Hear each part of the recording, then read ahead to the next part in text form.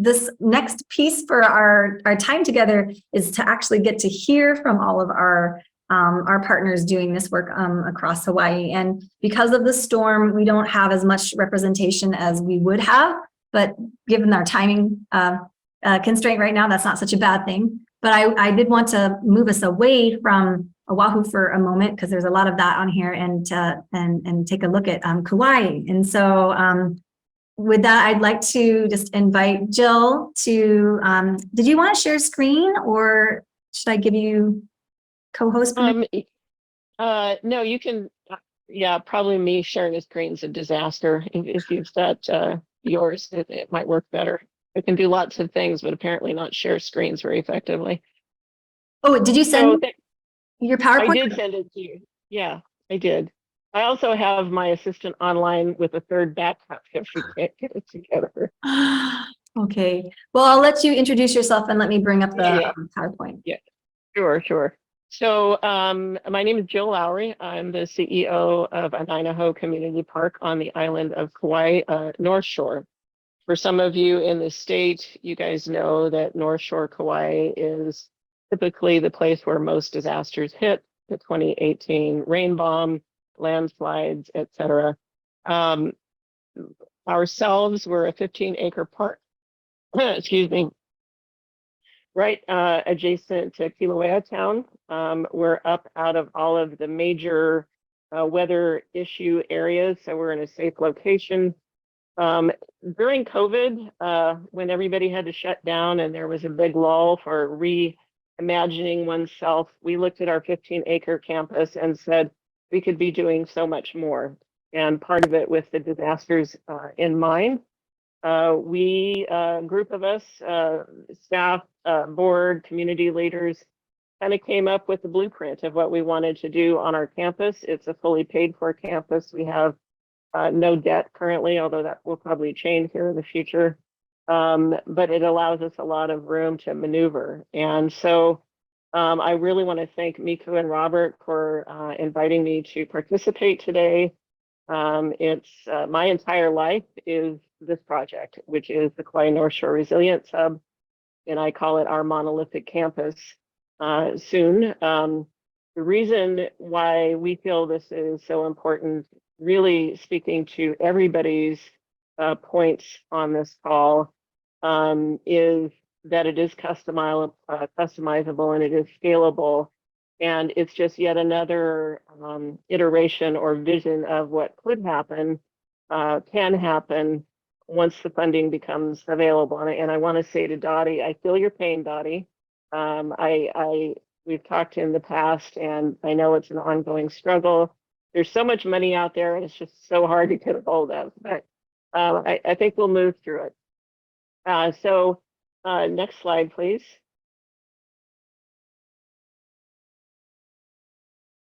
So our Resilience Hub is made of 3 monolithic domes, and monolithic domes are not to be confused with the 70s and 80s geodesic domes. Similar in shape, but definitely dissimilar in strength. So we chose to go with domes because really they're quite impervious. They're extremely low cost to maintain over the years. They're very safe from many things, which I'll talk about, and insurance for them is very inexpensive as well. And so having moved to this lovely state in 2008, I think I spent the first 2 years just researching how I stay safe when there doesn't appear to be any hurricane shelters. So learned about monolithic domes and have been a huge fan ever since. Next slide, please. So one of the reasons why I'm so enamored of domes is their structure. And so in completion, they withstand 290-mile-an-hour winds. If you think of a Category 5 essentially being at the bottom end, 157 miles per hour sustained, you can see that these are extremely good opportunities for wind events. So, and when I say that, hurricanes, tornadoes, etc. Part of their strength is how they're constructed. You'll see to your right that kind of inverted big balloon there. that is the air foam form. And then over that, you'll see examples below. It's just really, in a very simplistic view, layers and layers of shotcrete and rebar. The rebar is set at a very small interval. It is secured extremely hardily into the foundation and based on the shape and the layers of the materials, it is truly almost impervious and is listed as one of an extremely good option with FEMA. Next slide, please. I wanted to give a couple of visual examples because visuals stick with us longer. Top left-hand corner is a home in a wildfire area of California. The home survived just fine. Actually, a couple of firefighters took refuge in this when they could not get out of the area. I could not tell you the extent of smoke damage, etc. These folks' home survived, all intact. I'm sure it would need some cosmetic repair. So wildfires are a good example. The middle one is a Florida home. Most of the homes around it are completely gone. And again, as you see the example of, with the exception of, it looks like they recently replaced their staircase, the home is in perfect condition structurally. That family rode out that hurricane just fine and obviously had their home to continue to be in after so many others did not have that option. And to your bottom left, that is a tornado shelter. And you can clearly see the devastation all around it. It survived as well. The bottom right I use to focus on the structural intent. I don't think anybody survived in this building, as you can see how damaged it is on the inside. That was a direct hit from a bomb. So despite that bomb penetrating within that dome, this is a middle photo from the Middle East, that building still survived. And so in this case, it did not, I'm quite sure, protect anybody's life, but I do think it's a good opportunity to see just the beating that these structures can take. Next slide, please. Domes come in many shapes, sizes, and utilizations. Top left is a school. Top right, it's either grain or chemical storage. It looks like maybe grain, I can't tell. Bottom left is a gymnasium. Bottom right is very similar to one of the aspects that we're going to build out, which is to include a fire station in our resilience hub. I did recently go with our project manager to Italy, Texas, where the Monolithic Home Institute is located. I had the opportunity to visit a neighboring town, and while this bottom left-hand corner, which is a high school, wasn't exactly as it is here, almost identical, and it was a very impressive structure which they have used. Because when I was in Italy, Texas for a week, there were 3 tornado warnings within 5 days. So I made note of where that gymnasium was, which fortunately is down the road. Next slide, please.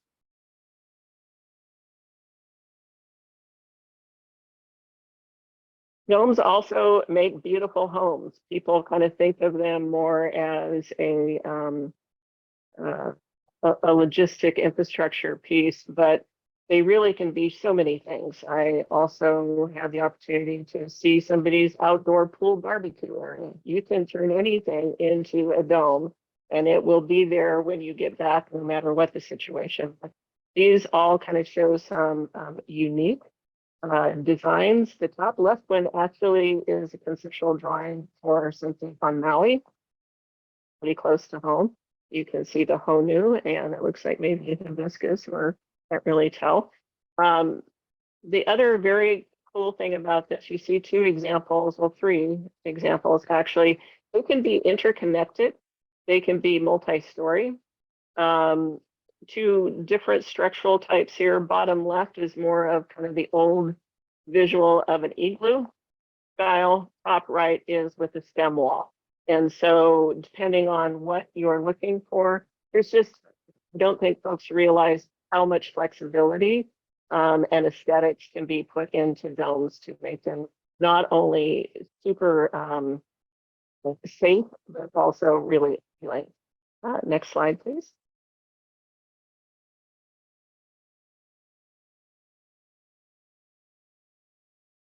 So this is Italy, Texas. We went for a week to do their biannual workshop.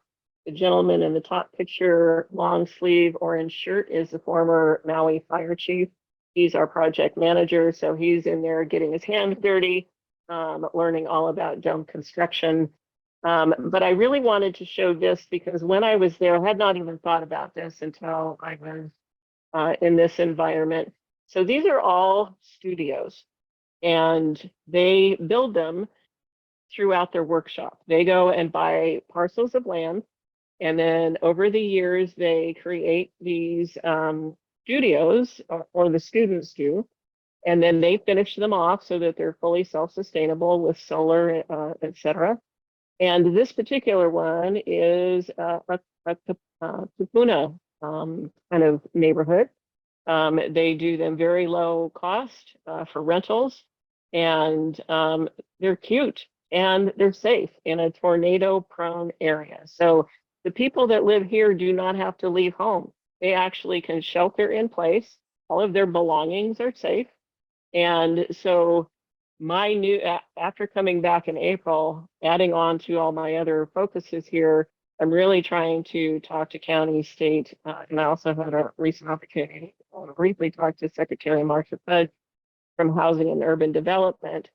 These are, particularly for us in the state, these are wonderful options to create some of the housing that the governor is wanting to bring to the state.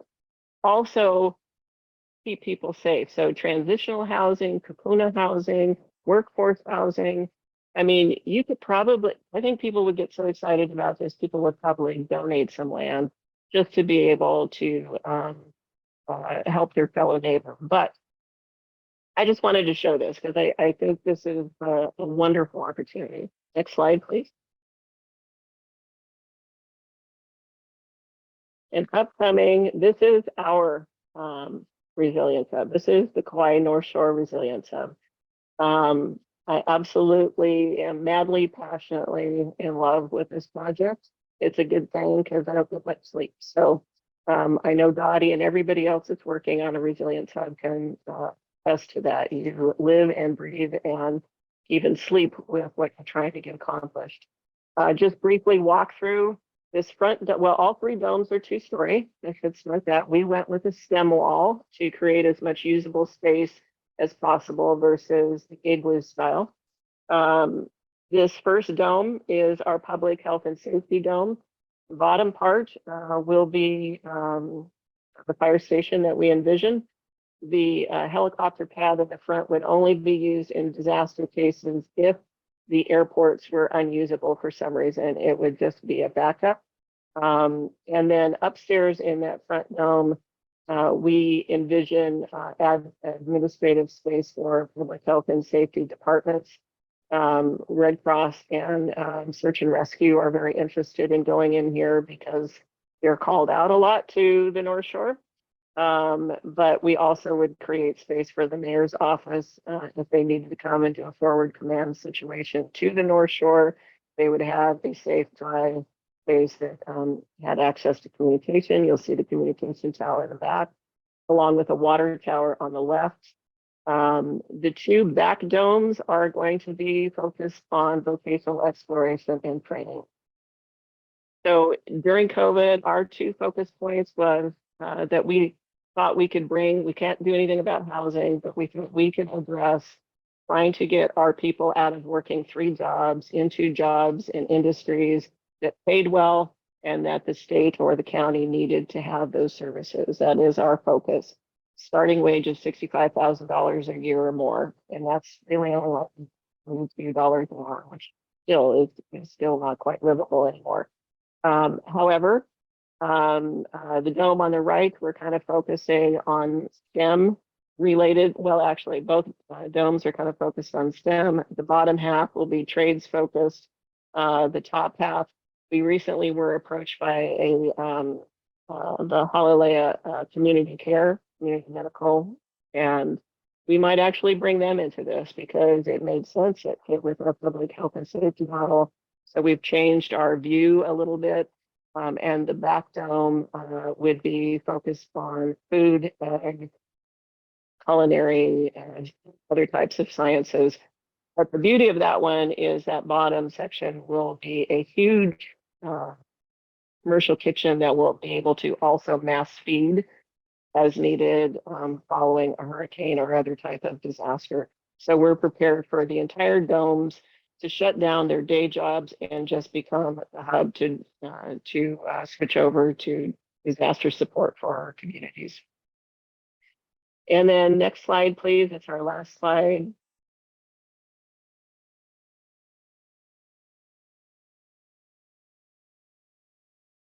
Sorry about this. Oh, here we go.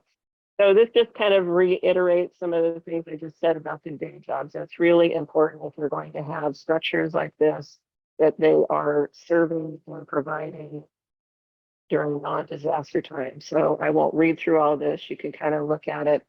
I will say as our presenters talked and presented the Climate Health Resilience Hub, I was like, check, check, check. Every single thing they said was like, wow, okay. This is exciting to know that resilience is really taking storm, really becoming something that people are aware of, and not as disaster cleanup, but disaster preparedness. So super excited about that. I don't really have it. I could talk forever, but I'll leave it there. And if there's any questions, I'm happy to answer. But I think Miku can put my email address in the chat as well. And thank you all so very, very much to allow me. All right. Thank you so much for sharing. And I'm a huge dome fan personally. So yeah, it was awesome to see. Let's maybe one or two questions, and then we're going to hop over to our next island. So any questions for Jill, you can just unmute or put into the chat or raise your hand. Matt's got his hand up. Oh, Matt, are you clapping or are you raising? I was clapping. Sorry. Yeah, right on. Bob, yeah?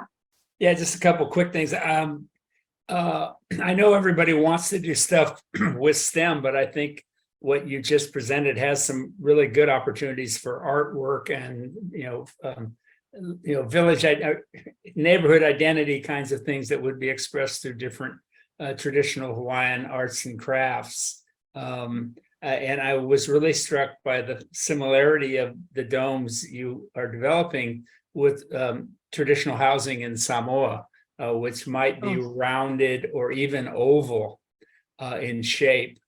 Typically, the guest houses are round fales in Samoa, so maybe refer to these as fales, not igloos, would be. But again, to the extent that the domes have a character that's a Hawaiian look, I think that is another dimension of this. And I love the workforce part of this, and thinking about how work becomes different in a climate era. And it probably is moving towards 2 jobs with half of the time being attentive to disaster resilience. So you might have a regular job and then another 10 hours or 20 hours a week you're doing disaster resilience work. And my final comment is, an idea like this is so expansive and so important and relevant. It seems like the funding ought to fund that. And I think this is kind of what Dottie's getting at. Dottie has a specific idea for what she needs for the North Shore of Oahu, but she ends up having to go out for bits and pieces of funding at different federal agencies, where if there were a more flexible funding system that would fund Dottie's vision for Ko'olauloa, it seems to me the funding strategies are a little mixed up. so that you have to go get pieces of it at different federal and state agencies, whereas the state agencies and federal agencies could just say, Dottie, this is what you need. You've got a well-developed model, as does Jill. Here's how we're going to piece the funding to you. So just a kind of a radical rethinking of how funding at this point tends to be incremental and dispersed and all over the place, whereas people have a very clear idea about what a resilience would look like in their neighborhoods. The funders should come to that model rather than the model having to be bits and pieces funded. Anyway, just I agree. Bob, I wanted to say too, I fully agree with everything you say, and the funding. There is so much money there, and it's just so hard to access. But I wanted to speak just for a second about the art piece. One of the things that we've already planned to do is to create a mural wall that will change quarterly and let groups of kapuna or kids or whoever wants to participate.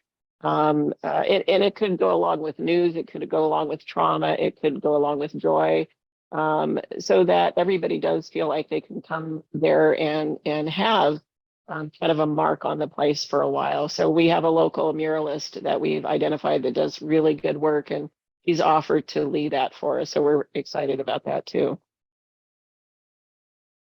Oh, you're muted. No, that's the STEAM model, right? You add arts to the STEM model. Yeah, exactly. You could also add architecture to the STEM model and agriculture. So that A can carry a lot of load there. Anyway, yeah, thank you. All right, so I'll make sure I get Jill's information in the chat so that you can follow up. And Jill, we can send that PowerPoint out if that's okay too, along with the resources for everybody. Yeah, so they can take a little bit more time to look at them. So what I want to do is just real quick to check, is Vibrant Hawaii in the house? I think they're not, because they're supposed to be on an emergency operations call right now. So understandably. So what I think we'll do is we'll do Oahu, and then I've got a few small slides to share from the Resilience Hub Summit I attended with Vibrant Hawaii. And I can actually show you a screenshot of what they're all doing right now as part of their emergency operations planning that's totally coordinated with the hubs. It's really, really actually remarkable and exciting. So I'm going to screen share for Oahu, and what we'll do is for the, we have a lot of different points of contact from each of the different regions.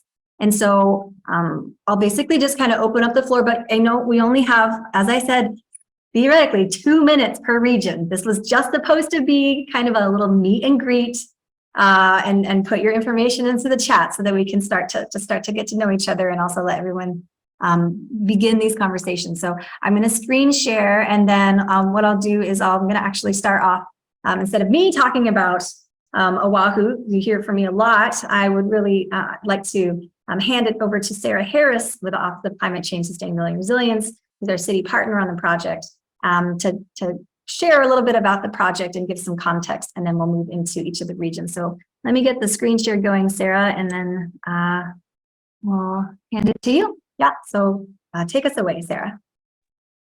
Okay, well, thank you, Miku, and thank you everyone for being here today. Thank you to our speakers. I think it's really great that we can all kind of get together and begin this conversation, both at a county level and a state level, and also hearing from our federal partners. So I know I have 2 minutes. I will be quick.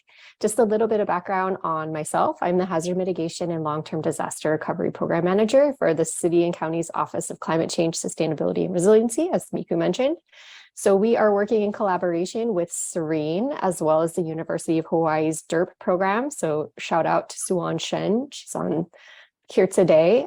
They've been really instrumental in making this Action 15 project happen. So a little bit about our office. We were adopted in 2016 by the city charter. Our real role in this community is to help get our communities prepared for climate change and climate change impacts. And so through this effort, we have put out quite a few different documents and policies, one of those being the resilience strategy. And within that strategy is Action 15. So we kicked the project off in about 2022, and it really focused on 2 phases. And maybe I should back up. This Action 15 project is to develop a resilience hub network across Oahu.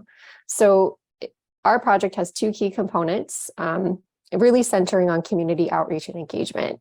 So the first phase of this was putting out a community-wide survey and really hearing from our communities of what they think resilience hubs should be, where they should be housed, what they should offer community, how much was there in terms of support. And we've had a really big outpouring of positive response to this. There's a really strong community want and need for this project. So using the findings from this first community-wide survey, it really translated into how we took the next step with our community workshops and focus groups. So this is sort of where Serene has been an instrumental partner in all of this. So starting in around September 2022 through May of 2023, they've engaged with about over 3,000 residents on island across 110 different events. These include 16 focus groups and regional workshops. And this was really sort of ground truthing, diving deeper into the findings of this community-wide survey and really getting at the heart of what the community wants and needs per their region and how do we support our vulnerable members. And so I just want to take a second and just say thank you so much to Miku and the Resilience Corps leaders, because without them, this project would not be what it is, and we wouldn't be here and we wouldn't really be moving this concept forward. So a big mahalo nui loa to you, Miku, and your team. So right now where we're at with this project is we're drafting the final report, which is going to include a brief summary on what we've done, the findings and the outcomes from these two phases of research and outreach and engagement, including identifying which potential hub sites in each regional planning area were identified from the community based on voting during the workshops. And then it's also going to include next steps for each community region, as well as this broader concept of developing a resilience hub network. So I'm really excited to hear from all the other folks on Oahu after me and what they have to say. And I'm really looking forward to seeing how the city can continue partnering both with the community and Serene and really implementing this moving forward. So thank you. Thank you, Sarah. And we presented a lot and have a lot of this recorded. So Ivalani puts our webinar series in the chat. We didn't want to take up so much time with the Action 15 piece. So that's why we're not going into it too much more than that, because we really wanted to just make space for our community partners to introduce themselves to each other and then also for everyone else here. So we're going to move to Eva. And I think I'm just going to go ahead and pass it right over to John Shear with Ready Zone HQ, because Rodney, I don't think Rodney's here. Rodney Boucher and Pono Higa are some of our main contacts there. And we hosted a workshop. The one that we had to do with them was online, but there's actually so much effort already in the area. And John hosted this, the Kapolei Emergency Action Network Evacuation Seminar, which was actually amazing. So John, go ahead and just give us the quick updates on that, and because I know you have to leave soon. Thanks, Miku. Really appreciate the opportunity to talk today. I'm the CEO of Ready Zone HQ. We're actually based on Oahu. We do planning, training, and exercises for organizations like territory-wide hurricane exercise for American Samoa, which is a great event and really good to hear about what's going on in American Samoa. We're also working on a critical infrastructure resiliency project for the Office of Homeland Security, where I'm sure we'll be talking to a lot of the stakeholders on the call. For this particular effort, we were supporting the CLEAN organization, which is a nonprofit based in the Kapolei area. It was actually formed, believe it or not, in 1996. We hosted the event, a seminar on the 22nd of June, really looking at what are the evacuation issues related to an extreme tsunami threat that would impact not only the Campbell Industrial Park, but also surrounding community. So we had 70 participants, 43 organizations that took part, 5 different speakers that worked on plans and procedures and answered questions from the audience. A lot of great key takeaways, and we're actually going to be going over them tomorrow in the next monthly CLEAN meeting. They hold those the 3rd Thursday of every month, typically from 9 to 11, and it is hybrid.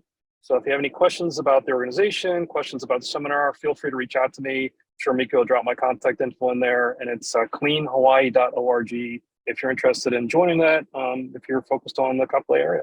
Thank you. Awesome. Thank you so much, John. Yeah, and I really want to make space for our partners who are in the room. So we're really just going to move along from region to region. We're doing great for our time. So that brings us to the North Shore.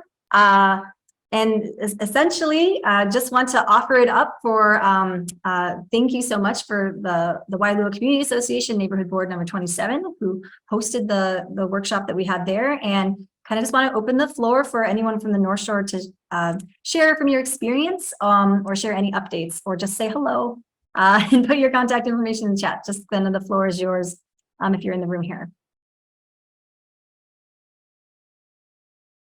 I don't know if we have our North Shore. Yeah, you do. Yes, Ansha, that's what I thought. So I think that the workshop on North Shore was very valuable. We had started an effort back in the early 2000s, like 2000, and actually it was 2008. And it didn't really go anywhere like this project has. So I'm glad to see that it's really working due to Miku's hard work. We're going to have our disaster fair on Saturday, July 29th at the Waialua Community Association. And we're focusing on getting Red Cross shelters re-inspected and new contracts. And we finally got our tsunami signs after 10 years, after they said they were going to put them up. So thank you to the city for finally getting that done. And we just need our evacuation routes identified and signs put up for the evacuation routes, because most of our shelters are in the tsunami inundation or evacuation zone. So we have to identify new places that are Mauka. So that's basically where we're at with our efforts. 10 points for time. Nice job, Ansha. Thank you for the update. I'm going to keep moving us right along, but if you want to put your contact information into the chat for others to follow up with you, you can. And with that, I'm going to just move us right along to East Honolulu. And Matt Blay is here to share a little bit about that. Right. Well, hi, everyone. We had a couple of interactions with Serene. This is a picture of us getting together several communities. On the east side, we essentially have about 11 or 12 valleys. So each community is not just sort of wrapped around one place. So one of our challenges is geography, because it's very difficult. And, you know, in East Honolulu, we have probably 50 to 60,000 people. And yet we have many square miles as well. So the challenge is we've started identifying, if you could go to the next slide, I'd appreciate it. There we go. We've been focusing on, at least for Hawaii Kai Strong, on clearing fire breaks because we have a FireWise community, which is a nationally recognized set of standards. We held our East Side Preparedness Fair in June. We've been supporting CERT. Many of our communities have active CERT teams, and so we continue to train and practice. We've been doing a lot of prep for Calvin. Luckily, it is mostly passed, so not a hideous amount of damage, thank goodness. We've also been preserving land because Kaiwi Coast between Makapu'u and Sandy Beach is not only now preserved, but will be becoming a state park. And so it will have much more support from DLNR and other agencies in general than it has. And we're trying to remove native species, get the grass out of there, the invasive grass. We're also helping to set up new communities for FireWise. We did a community risk assessment with DLNR, the Land of Forestry, as well as local fire departments. And we're doing free home ignition zone assessments in this new FireWise community, which is up in, it's basically Waialaiki 5, at the very peak above Kahalamo. So we've been busy. You know, we're looking at the next step from the resilience point of view of nailing it down in terms of where we could put resilience hub or stand up pop-up hubs. We don't have a lot of empty buildings around that can be repurposed. And so we're probably not going to be able to build something like Dottie and Jill have planned, accomplished, etc. So we're learning from other groups. We actually have a network of these community groups around Oahu called the Cross Island Sustainable Communities Network. And so we meet quarterly and cry on each other's shoulders and share the joy when there is some, and try to be prepared for disasters. That's it for me, unless there's questions. Thanks, Matt. Thanks for the update and the great work. We'll hold questions till the end and move us over to Wai'i. I think Nikki is on here for Wai'i to share. Hi. Great. Nikki has to go. Hi. Yep. Sorry. Hi, Nikki. How's it going? Hi. Yeah. Okay. So our updates in Wai'i is we're homing the first pre-recovery pod in the state. So we actually have a pre-recovery pod that is homing 250,000 freeze-dried meals. And we also are getting some collapsible water bags. It's going to be able to go in those. I'm currently working on a distribution plan and taking inventory and figuring out how much. We know that one pre-recovery pod is not going to be enough for our whole entire community. So essentially, we would like to be able to have more in our community, just because we know that when we get cut off, there's one way in, one way out. We are kind of we need to fend for ourselves. So really working towards getting more of those pods and working on an inventory. We do have a bunch of MREs in our warehouse, but we know, of course, those are also not enough.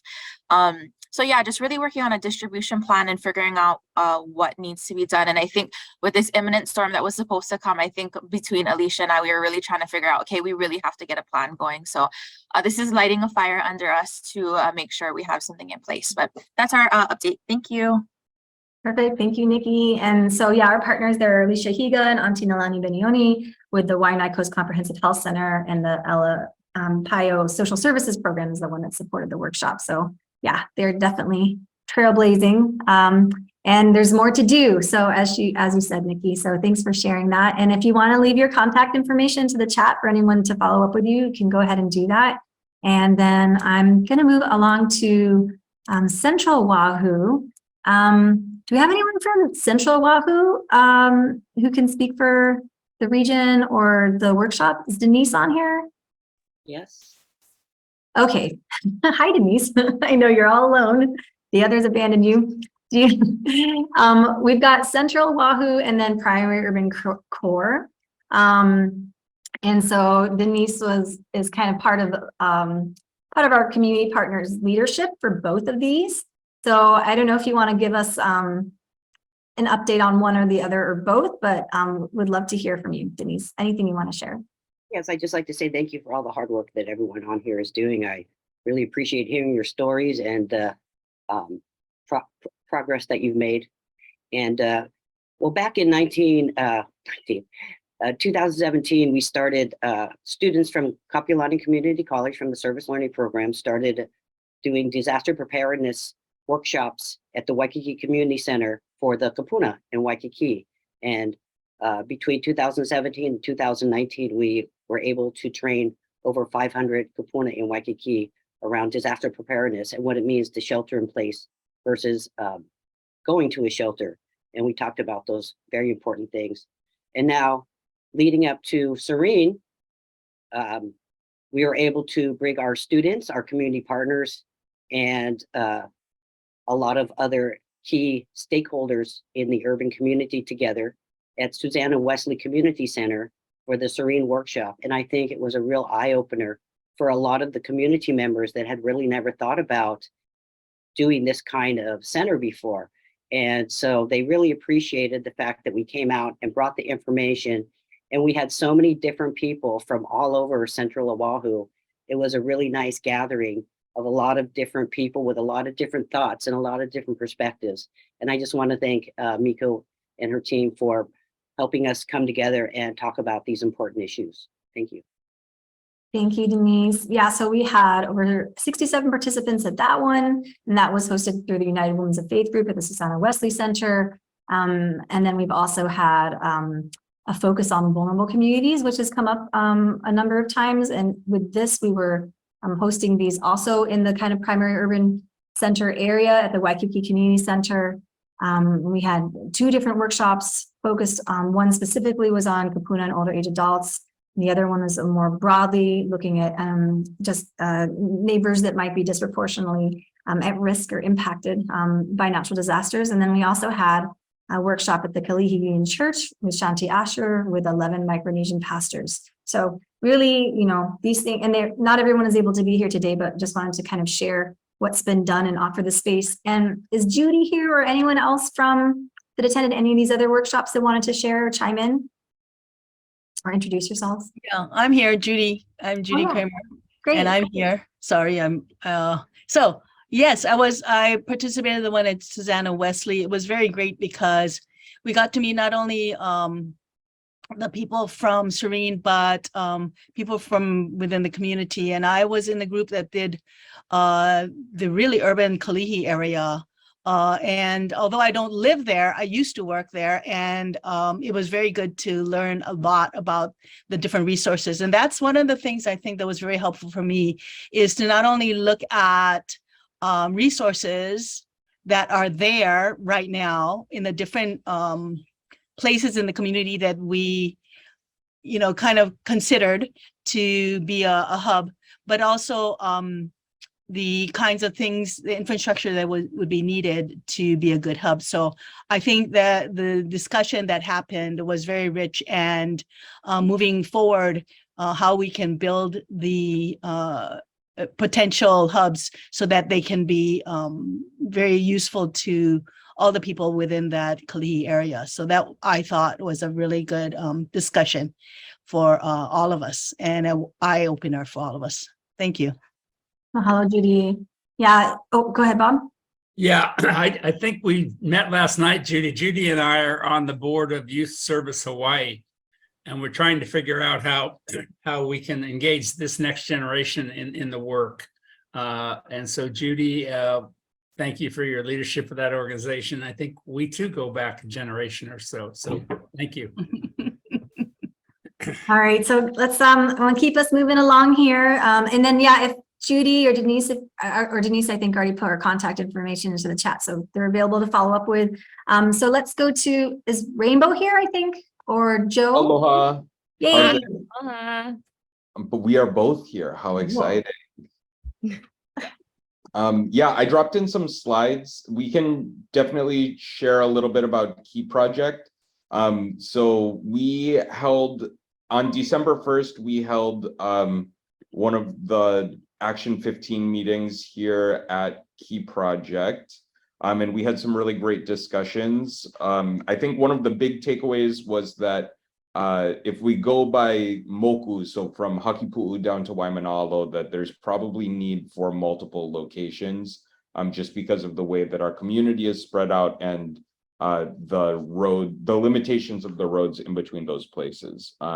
But Key Project is a community center over here in Kahalu'u.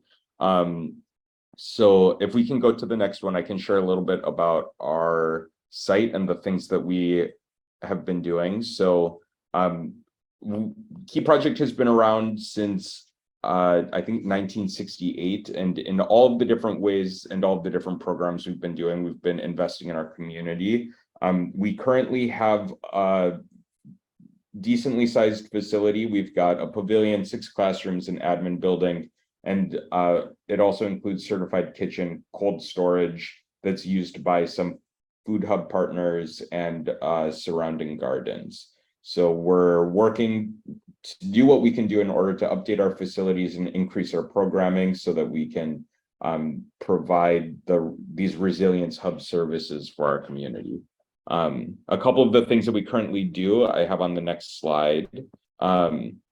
So we are a food bank partner. We have an emergency pantry. We also run a lot of kupuna programs. Almost every day there's some type of kupuna activity in order to build the network and connectivity between them so that, you know, we've got folks that everybody can call during an emergency. A lot of community feeding that also includes the kupuna breakfast. We're also partnering. I see a lot of familiar names and faces in this webinar. So thank you to everybody who has been running really rad emergency preparedness and climate action and all of those different types of programs that we've been able to partner in. Yeah, and I think a lot of focus on civic engagement as well. We do have a lot of programs we're hoping to continue investing in. So I think building up our farm community over here for a more resilient food system will definitely be useful in emergency situations. We've been partnering with the City and County Climate Champions pilot that's happening. We are also hiring for a couple of new positions as well that are going to help push that vision forward a little bit. And again, my name is Joe. I'm a community development coordinator, but we do have our executive director, Rainbow Uli'i, on the call as well. If Rainbow, you wanted to say hi to everyone and maybe share a little bit about some other things that you see in Key Project's future. Sure, yes. Aloha kako, everybody. My name is Rainbow Uli'i. I'm from Hau'ula, but I live in Waiahole now. Then I've been the ED at Key Project for about 7 months, so still kind of fresh, still kind of new. But I am also a graduate of the Masters of Urban and Regional Planning program. So aloha to all of my old classmates and kumu out there. Yes, so Key Project is what I would consider an active working resilience center. We have facilities, we are moving along. One thing that we're working towards getting is the emergency and disaster preparedness side of things. And so we've been incorporating some of that into our kupuna program so that we can have more sustained and, you know, self-sufficient kupuna out there in the case of an emergency.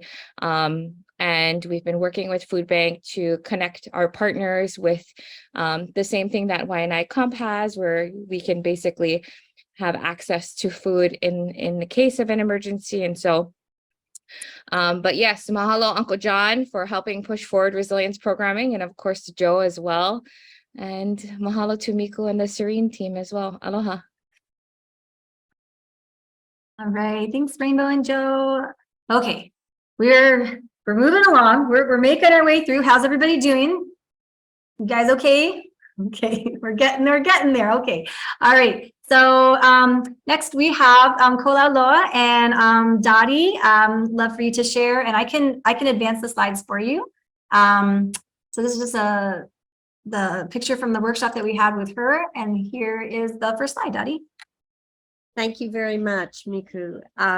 Appreciate all the people doing all this hard work across the whole island and the community resilience network. This is the Ko'olaloa Community Resilience Hub.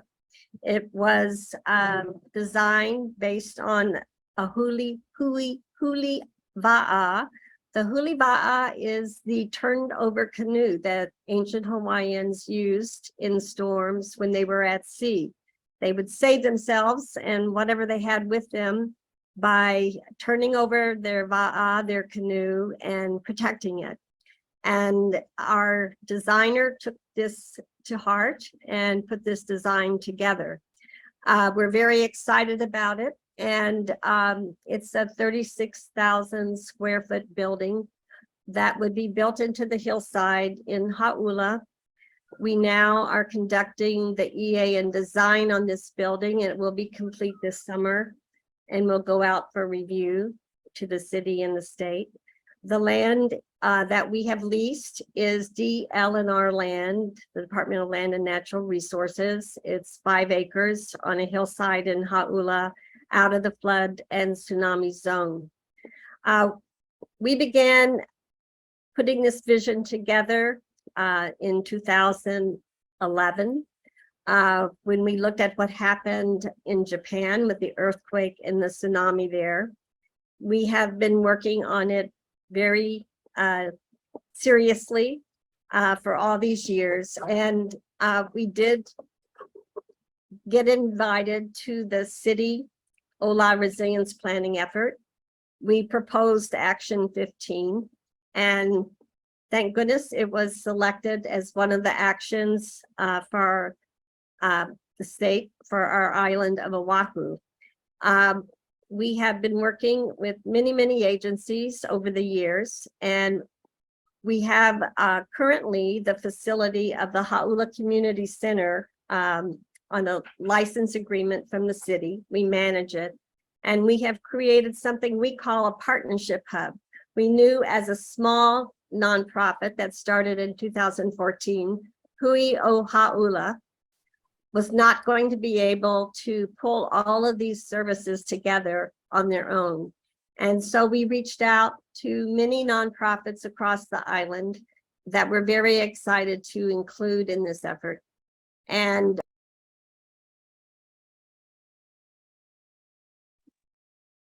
we included them all, and they are currently all providing jobs and immigration services and food and health services, senior services, early childhood education, all of these things. We have over 22 nonprofit partners involved, all of whom also want to move with us to the Resilience Hub when it is ready.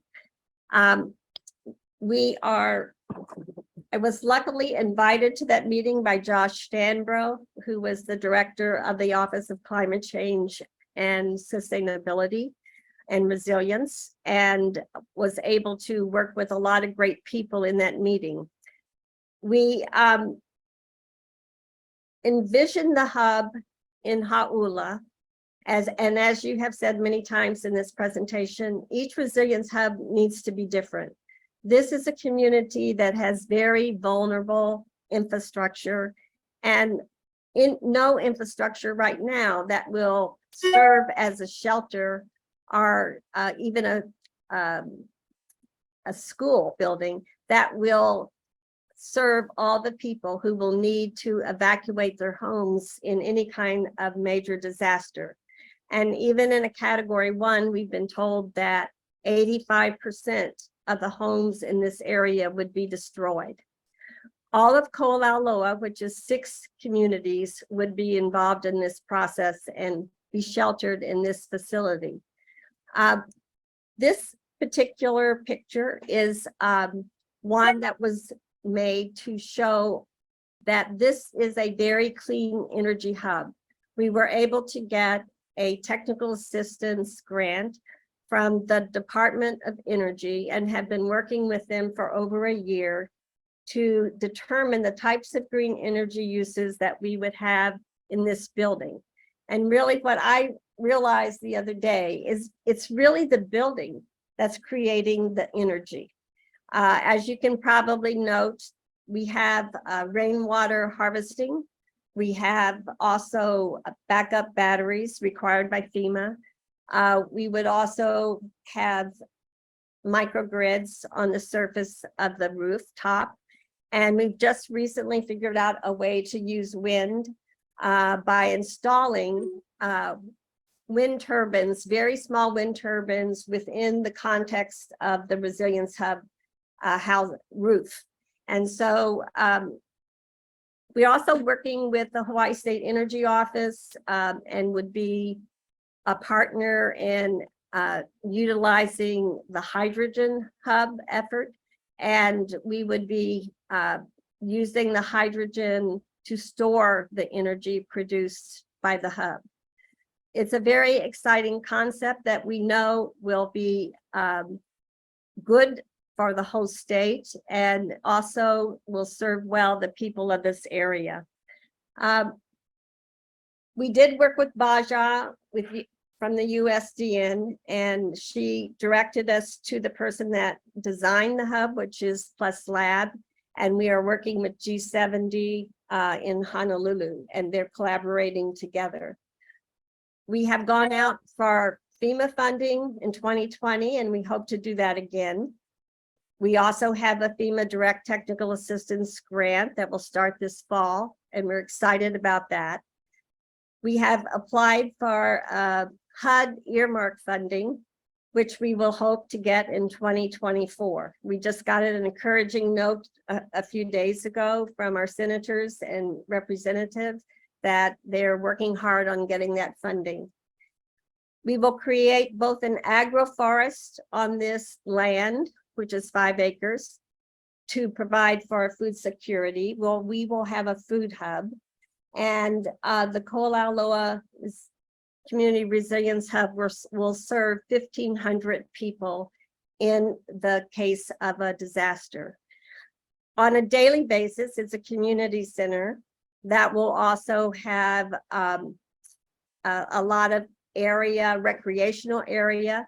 We currently have one partner who runs programs for 70 kids after school and summer programs on this open area below the hub. There's an extreme difference, as you can see from the topography. It goes from 23 feet above sea level to 94 feet above sea level. So the areas in dark green above and tan are the areas that are built higher up and are part of a hillside. We've have Verizon as a partner in this, and they will be putting a cell tower on the site. And we also have just installed Starlink so that we will be all set for communication in emergencies. Let's see, have I forgotten anything? But we really want to thank all the people that have helped us and backed us. USDN, HECO has been a big help. They also we have a substation right across the street, and HECO is working with us that we will be able to be a jump starter for the whole community when power is down. And as Anthony was saying, on the North Shore, the power is down a lot. And so we will really depend upon this. Also, our highway, which is one road in and one road out, is very at risk, and from saltwater inundation, as well as all the utilities we have are right along that road. So because of the problem with infrastructure in this particular community, we need a new building. And because we don't have anything that would be suitable to serve people and protect lives. During emergencies, we would also be providing dialysis in the building through a small medical center that will be on site, because people currently, many hundreds and hundreds of people have to go into town on a weekly basis for dialysis. So we know that this facility is really critical for this area. Thank you. Any questions?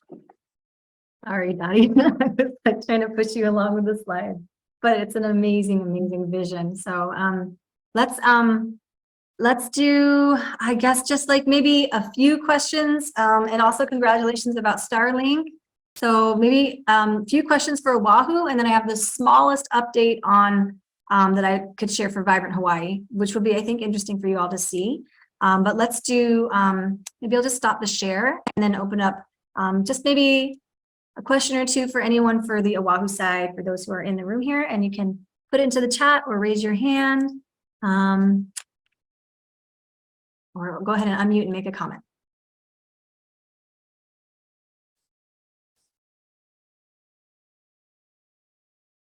Hi, Dottie. I have a question for Dottie. I'm a Hau'ula girl, so this is really interesting and exciting for me to see in our community. And then also for you folks that don't know, Key Project serves from Kane'ohe all the way out to Kahuku with the inclusion of Hau'ula as well. I was wondering, Dottie, if maybe like in the future, if we could kind of connect and share resources, because I'm interested to see what types of like community involvement and engagement you received during this project. I think that's one component that I'd like to also include at Key. And we, historically we have, and I'd like to continue to do that, but I would love to see like what types of things Hau'ula did to engage the community, especially because we have ohana that's been there for so long, right? Like my ohana originates from that area. So I'm wondering how you were able to get them to buy into this project, Well, the buy-in was big, and the most important thing that we did all along the way. In 2020, we held workshops, and we had 2 days with community members. Over 100 people attended, both in person and virtually. Of course, that was really the beginning of COVID. So we were very careful to mask up and do all of the virtual kinds of work too. So we can talk about that. I would love to share that information with you. In fact, we have a manual that put together that documents the meeting and the outcomes of the meeting in terms of both our community members and our stakeholders. Thank you. So And excited. we will be having another meeting this fall, probably one in August and one perhaps later. We have the designer coming on site, as well as G70 will be giving an update on the EA process. And we also will have the ETIP folks will come in to talk about the energy of the hub. Yes, did you want something, Bob? No, I just wanted to comment on Rainbow's comment. Yeah, I think, you know, a lot of the conversation, particularly because of the Action 15 research, has been around resilience hubs. But there's also a need to think about resilience networks. So how would Key Center and Dottie's project kind of supplement each other? How can they fill the gaps in the services that would be needed? And there's probably a pretty clear distinction about what populations each of those groups are intending to serve. So thinking about a resilience network in that part of the island. And I'll just add that we're working with the Department of Education to install solar energy storage at Kauai'i Middle School, so that there would be a resilience hub between KCC, Kauai'i Middle, the Hawaii Red Cross, DOD, HIEMA, and the responders along Diamond Head Road. So we've been working both with the hubs focus, but also on a networks focus, and thinking about how different places in close proximity can develop a more comprehensive response to natural and man-made disasters. So just as we head towards the end here, with a lot of focus on hubs, to also think about how networks might be established. And a lot of that involves just communication, knowing who's on the other end of the line at the right time. So, and I know HECO is interested in the networks model as well. So anyway. Well, you know, we already have a network, and I really suggest that we don't reinvent the wheel. We already have the Cross Island Community Resilience Network that Matt was mentioning earlier about. And we meet quarterly. It's a great group of community-based organizations all across the island that really are involved in this, and many of them presented today. So I really think that's a great way to do it, because we based that map that you saw shown earlier by Serene on that network. And so that network is active, and we'll all be working on these things together, I think. Mm-hmm.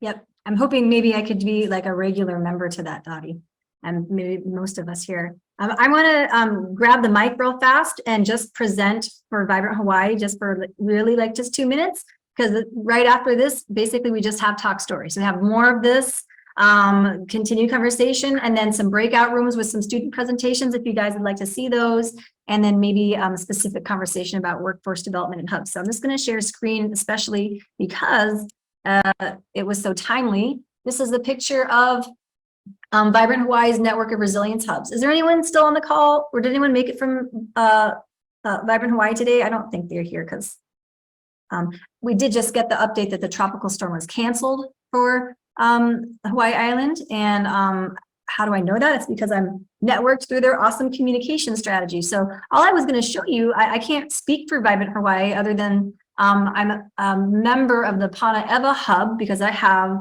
a research field station that's there, and I got to attend their Resilience Hub summit.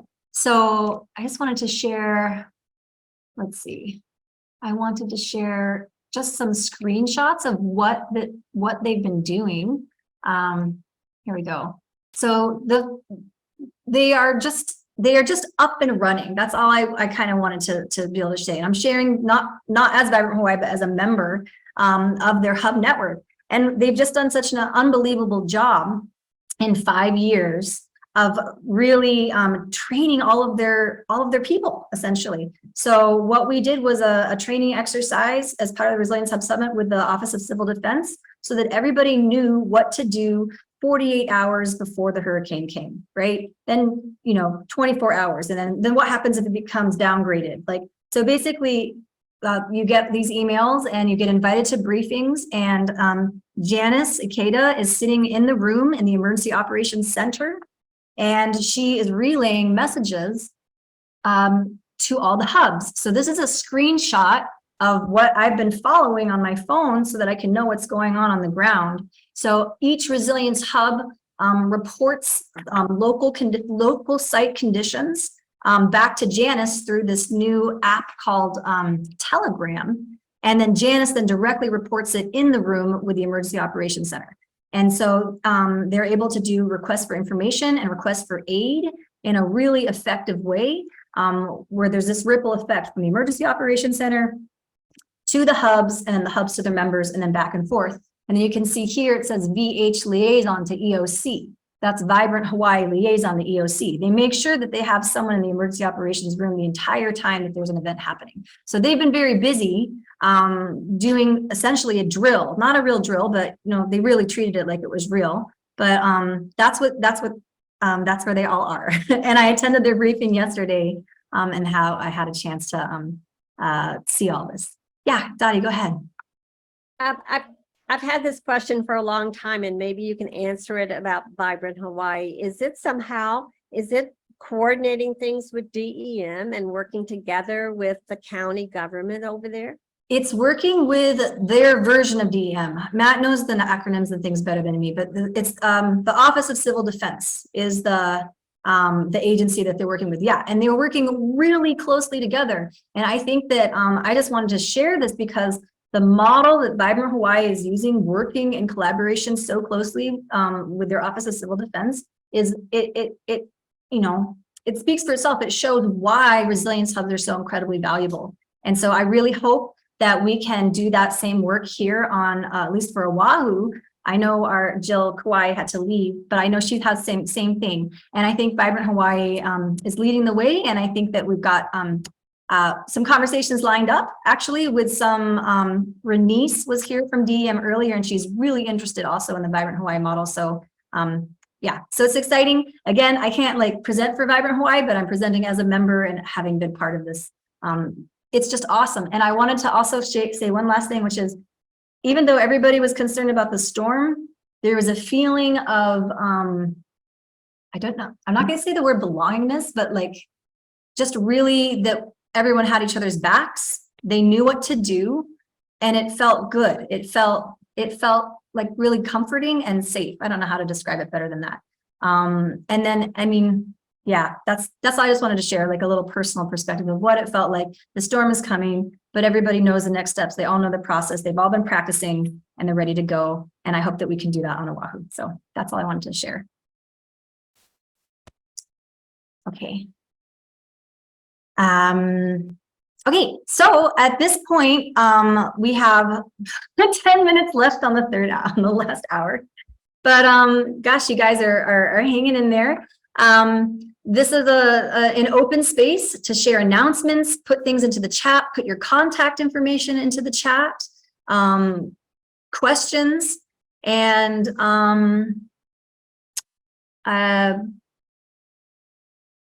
let's see. Oh, and then Chris has made some breakout rooms. So students, there's you can ignore the first one. We're just going to stay in this main room. But there's student presentations that are happening if you want to go just chat up with students and ask them questions. There's a workforce development breakout room, or you could just stay here. And Bob and I are running the room. Bob, do you want to kick us off with a provocative comment or I don't know, or something while we're also here? Yeah, I don't think we want to try to go into breakout rooms just because of the complexity and the. It seems to me there's a good bit of solidarity in this larger group, and we ought to stick with it. I'm interested in, as a community college person, on the workforce development side, thinking about what are the jobs that are created when these resilience hubs and networks are fully functioning or are being developed. And everything from, HVAC to engineering to solar installers to wind installers, that whole sort of technical part of a workforce. I'm also interested in, the healthcare part of it, people who can do healthcare in these resilience contexts. Healthcare and nursing is a big program at KCC, and I'm trying to figure out how we integrate sort of climate preparedness into nursing and health science. Culinary, how do we develop mobile things like the Lanakila Meals on Wheels kind of thing? What does it take to have that kind of food response, as well as larger questions of food security and agriculture? And then the final part, which I think is incredibly important, and I say this all the time, we need to win elections. We would be in a very, so I'm talking about sort of civic responsibility and students being empowered to, go to the legislature, to be knowledgeable about political candidates and maybe move into the good positions in government. So I think there is a governmental section of workforce development. I haven't fully thought it through yet, but I think these other, all these areas have workforce dimensions. Even I think Dottie at Windward Community College, they have a vet tech program, right? So what would veterinary technicians need to know to support animal care in a situation like this? So I think there's a lot of unexplored but promising new kinds of ways people can work. And then going back to Jill's comment, maybe these aren't full-time jobs, but maybe they are 10 hours a week, or they are supplemental income jobs. How would that all work? I just think there's a lot of unexplored territory in the workforce development area, and I'd like to kind of see if we can get our heads wrapped around that. Thanks. Well, Jason's still here with a hand up. I have a question. Oh, Narfe, sorry, I didn't see you. I have a question, just a question about the healthcare side. Because Dr. Franco is mentioning about jobs. How about for those people that can volunteer? Do you accept volunteers from the healthcare just to help out people, or does it need to be a job? I think our motto at KCC is sort of service, undergraduate research, and internships. So how would students in the healthcare field do internships with Dottie or with Matt, or and just sort of thinking through healthcare delivery? Matt, I've got to say, when I filled out the island-wide survey on resilience, the one weakness I saw for our neck of the woods was healthcare. Because we couldn't get to either Castle Hospital or into town to a hospital. So what would be our backup plan in terms of healthcare, particularly for severe physical injuries? So yeah, there's a lot of different ways in Narfe, but I think we would want to move beyond just volunteering to being more towards a paid wage. So anyway, Jason, Yeah. did you have a response? Because, when say of all the community hubs, so let's say I'm on Salt Lake area and there's a community hub, and then let's say I'm more closer to the hub itself, Mhm. and then I could help. Yeah. That's what I'm trying to say, like all those people that close to the community hub Right. will be able to help also, right? Yeah, and I think that's probably the function of the hub, right? Is to have that kind of directory of cell phone numbers and Yeah, texting capabilities. Yeah. So seeing that piece as part of a larger workforce development piece. Thank you so much, Dr. Franco. Where these service activities actually prepare you for paid employment in resilience work. Thank you. Jason, Thank- Jason, I think Yeah. Jason had a comment and then over to Dottie after that.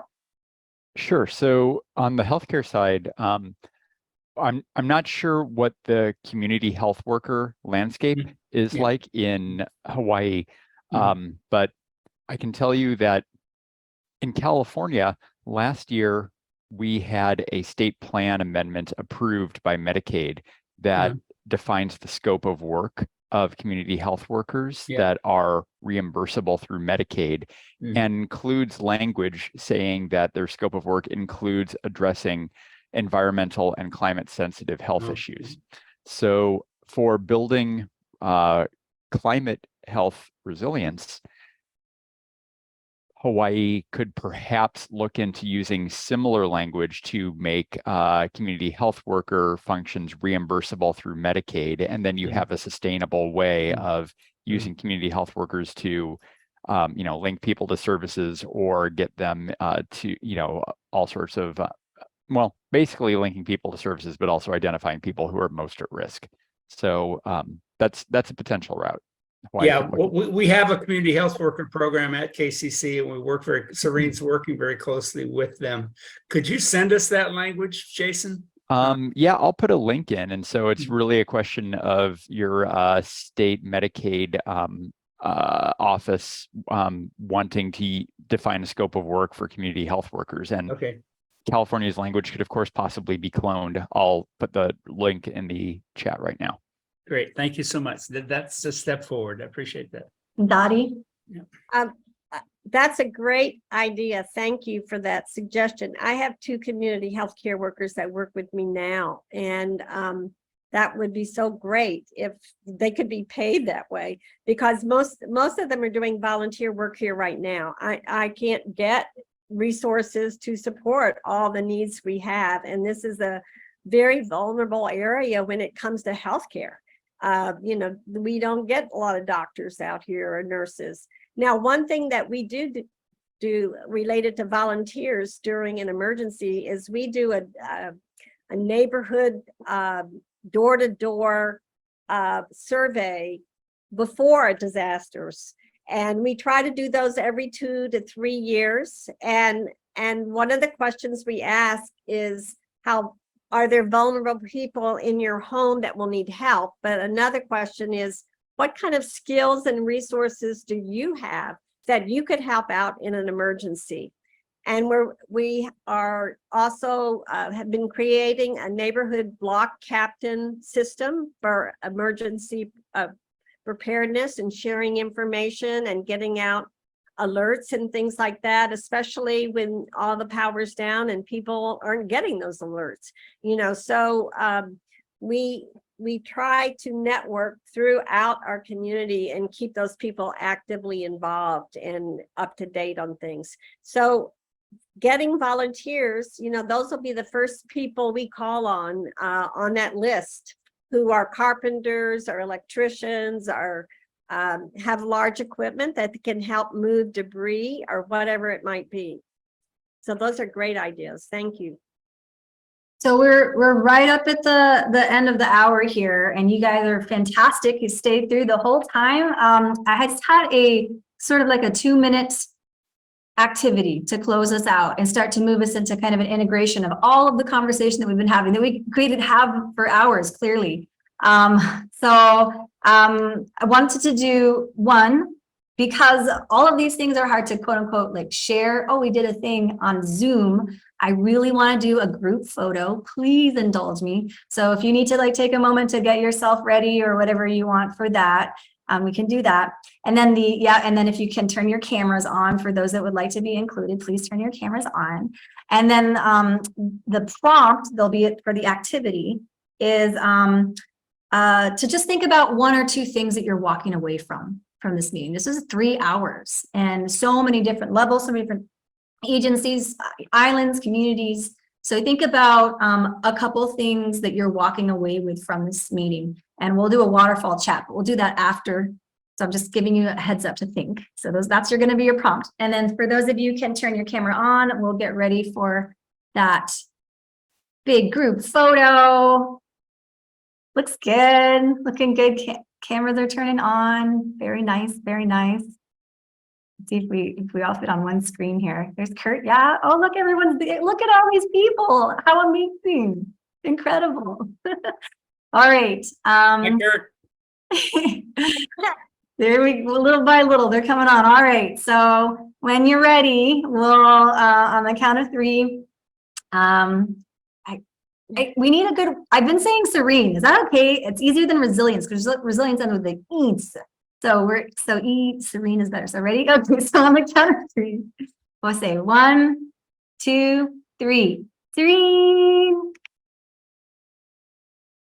Very nice. Let me just grab that.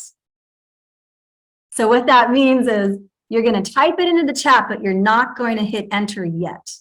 So just think, you can start typing it in, but don't hit enter. What are you walking away with? What's your big take home message from this conversation today? And then you can type it into the chat. And in a moment, I will tell you when to hit the enter, but not yet.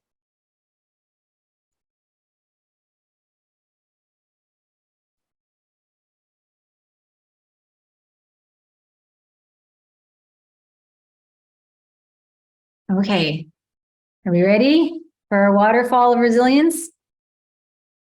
On the count of 3, wait, Chris. Okay, on the count of 3, we're gonna hit enter. 1, 2, 3, and enter. There it goes. Yeah, so many things. Awesome, awesome, awesome, awesome. And you can keep going too, yeah. Beautiful. You can take a moment just to scroll up and see what people wrote. Passionate people, valuable connections, climate effective workforce, nice culture and community awareness, a lot more dome construction. Right on.